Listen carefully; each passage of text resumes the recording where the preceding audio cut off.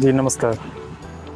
कपिल जी, आज एक बहुत महत्वपूर्ण दिन है। मैं उन्हीं को देख रहा हूँ। कहाँ देख रहे हैं आप? अच्छा, स्वामी विवेकानंद जी। आज स्वामी विवेकानंद की जयंती है। जी आज क्या करेगा भारत? क्या देखा है आपने बचपन से उनकी जयंती पे?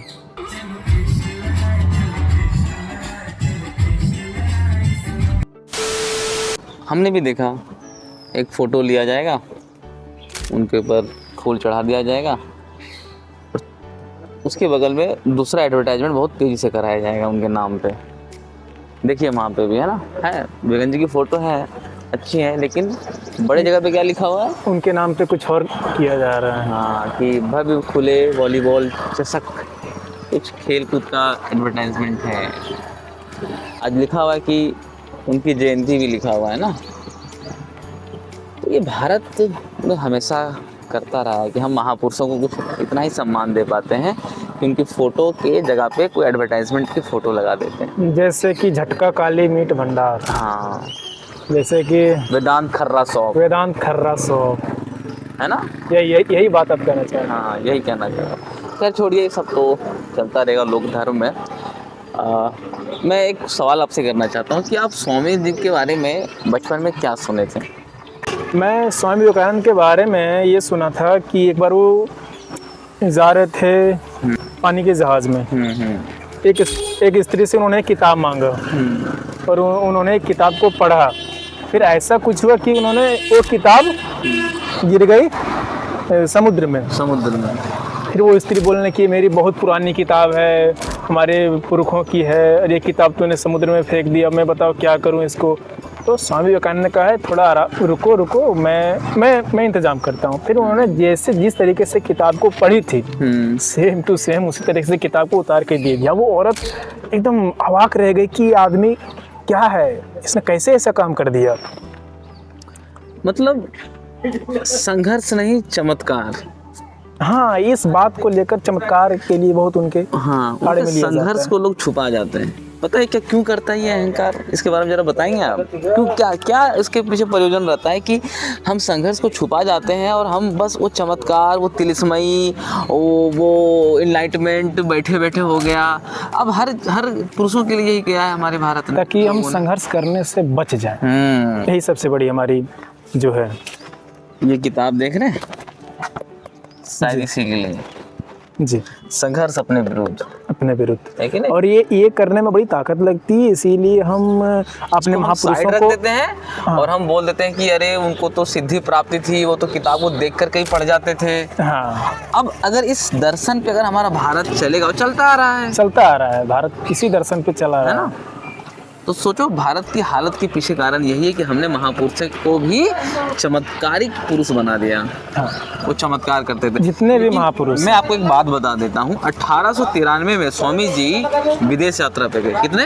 1893। डेट को अच्छे तरीके से समझिएगा, 1893 तो वो विदेश की यात्रा पे गए और 1900 यानी कि उसके 9 साल के बाद काउंट कर लीजिए उसको। हाँ। उनकी मृत्यु हो गई, उनका शरीर साथ नहीं दिया। पता है क्यों? उनको 35 बीमारियां थी। बताओ क्या संघर्ष कर रहे थे? वो फंड मांग रहे थे, उनको अपना मिशन पूरा करना था, उनको वेदांत का जो मर्म है पूरे भारत देश में पहुंचाना था लोगों के पास। वो फंड मांगते रह गए, उनको कोई सहायता नहीं दी। उनकी एक चिट्ठी है जिसमें वो लिखे हैं कि मेरी तबीयत बहुत ख़राब रहती है, शायद रात भर जो बोलता हूँ जिसकी वजह से। तो हमने वो संघर्ष को छुपा लिया, पूरा स्वामी जी के पूरे संघर्ष को छुपा लिया। और एक बात को हमने सामने ला लिया कि उठो, तब तक लड़ो जब तक मंजिल ना मिल जाए। जिसमें मंजिल हमारा क्या है, मंजिल क्या है? तो लोगों ने इस मंजिल का मतलब, कोई डॉक्टर बनना चाहता है, हाँ। कोई इंजीनियर बनना चाहता है, और ज़्यादातर जो यूपीएससी एस्पिरेंट्स के बड़े मोटिवेशनल स्पीकर हैं, हाँ। खुले मंच पर भी दहाड़ करके सबको बोलते हैं लोगों को मोटिवेट करने के लिए। समझिए, उनके शब्दों का गलत इस्तेमाल कर लिया गया। जैसे इसी में एक बात कहा था ना कि एक चोर बैठा हुआ सामने, नहीं डाकू है, उसको हम सीख दे रहे हैं। 100 लोगों के बीच में डाकू बैठा हुआ है और हम सबको सीख दे रहे हैं कि तुम कर सकते हो, तुम उठो, तुम चलो, तुम बढ़ो, तुम कर सकते हो। अब उसका मन में क्या है, उसका मन किसी का खून करना है, वो उठा चाकू मार दिया। तो फिर उसके लिए कुछ अलग हो गया ना, ये बात ही खतरनाक है। स्वामी विवेकानंद ऐसा बोला ही नहीं था उन्होंने। तो एक संदेश क्या देना चाहेंगे स्वामी जी के बारे में? हाँ हाँ, मैंने भी एक बचपन में याद आ रही मुझे, मैंने क्या सुना था पता है बचपन में, कि स्वामी जी जो है वीर का संचित करते थे। सुनो, हंसी आ रही है ना? हंसी आ रही है कि अब हंसी आ रही है, अब हंसी। पहले इस बात को मैं मान लेता। और उनकी डेथ पता है क्यों हो गई? मैं बताता हूँ। बहुत सारे मेरे मित्र थे जो बंगाल से थे, तो वो कहते थे कि जो बात मैं कह रहा हूँ बिल्कुल सही है। वीर संचित करते करते उनका वीर जो है सर पे चढ़ गया और उनका ब्रेन हेमरेज हो गया। इसीलिए हमें अपनी कामनाओं को संयम में नहीं रखना, वश में करना चाहिए, नहीं रखना चाहिए, नहीं तो मौत हो जाएगी। नहीं, मैं उनके हिसाब से कह रहा हूँ। हाँ। उनके हिसाब से कि हमें कामनाओं को वश में रखना चाहिए। हाँ। दबा के रखना चाहिए, स्प्रिंग के जैसा। स्प्रिंग को दबाओगे तो फिर कैसे उछलेगा वो? राइट, मतलब कितनी घटिया बात, समझ रहे हो? चमत्कारिक पुरुष बना दिया, उनको सिद्धि प्राप्त थी, वो देख करके किताब पढ़ लेते थे, वो देख करके सब कुछ कर देते थे। एक बात और मैं बताता हूँ, मैं एक मिशन से जुड़ा था तो वहाँ भी ये बात बहुत होती थी। नाम मैं नहीं लूंगा डायरेक्टली, राइट? उस मिशन का नाम लेने के लायक भी नहीं है वो सब। क्या नाम ले, अब समझ में आ चुका है। कचड़ा है उसको मैं क्या नाम हाँ। मुझे बताओ। हमें तो सही चीज़ फैलानी है, सही चीज़ बतानी है। तो कह रहे थे कि स्वामी विवेकानंद जी को जो मौका मिला भाषण देने के लिए, क्या मिला? मौका मिला भाषण देने के लिए, तो वो आंख बंद किए और गुरु का स्मरण किया उन्होंने, और अपने आप जो शब्द है उनके मुंह से निकलने लग गया, जैसे लग रहा है उनके गुरु ही उनके मुंह से बोलवा रहे हो। फिर क्या किया हमने उनके बारे में? संघर्ष को छुपा लिया, अपने बच्चों से छुपा लिया। क्यों पता है ना? हमारे बच्चे से संघर्ष करने से बच जाए। ये एक साजिश है जो भारत साजिश के तहत हमेशा कमजोर किया गया है। वो फोटो समझ रहे हो, इमेजिन कर सकते हो? रात भर मैंने वो देखी है, वेदांत को पढ़ते रहे बचपन में। मैंने वो फोटो देखी है। और ये सेम चीज़ हमने आचार्य प्रसाद जी के मुंह से भी सुना कि बचपन में वो खूब किताबें पढ़ी। जितनी लाइब्रेरी में किताबें थी उनके पिताजी की, उन्होंने 12-13 साल की उम्र में सब पढ़ डाली थी।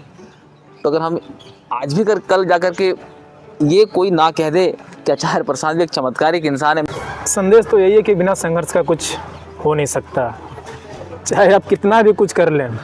तो मुझे लगता है कि ये किताब, हाँ, ये किताब जो है ये बेस्ट सेलर भी रह चुकी है। स्वामी विवेकानंद जी ऐसे मोमबत्ती थे जो दोनों सिरों से जल रहे थे और भारत को रोशन कर रहे थे, है ना? दोनों सिरों से जल रहे थे और पूरे भारत को रोशन कर रहे थे। उनकी संघर्ष, उनकी व्यथा, उनकी व्याकुलता को हम कहीं नहीं देखते हैं। बस हमने चमत्कारिक पुरुष बना करके उनको एक फोटो में टांग दिया है। ऐसा नहीं होना चाहिए आगे जा करके। देखिए, जितने भी हमारे भारत को एक नई दृष्टि देने वाले लोग जन्म लिए हैं, हम उन्हें अवतार घोषित कर देते हैं, जबकि ये बहुत गंदी बात है। जितने भी लोगों ने जन्म लिया है वो जो पिछड़े तबके हैं, जिन्हें बहुत सताया गया, उनकी लिए आवाज़ उठाए हैं वो।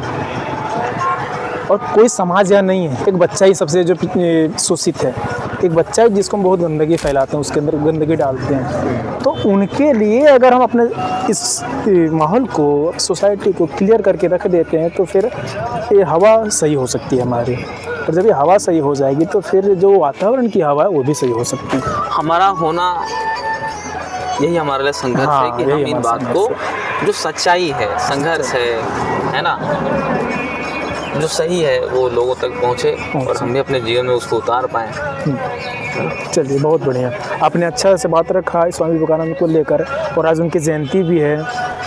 बहुत भ्रम फैलाए जाते हैं हमारे महापुरुषों को लेकर, आपने उनके बारे में भी बताया। और भ्रम किस लिए फैलाए जाते हैं आपने उनके बारे में भी बताया। संघर्ष से बच सके, हाँ, है ना? सोना सभी को अच्छा लगता है ना, संडे है। और अगर आप भ्रम फैला सकते हैं तो उसका एकमात्र यही है, डरा करके, यही दिखा करके। हाँ, पहले ये दिखाओ, उसके बाद इसको छुपाओ, इसको छुपा दो। नहीं, ये भारत का जो दर्शन है, ये गंदगी जीवन। Wake up to reality. ज्योति परम ज्योति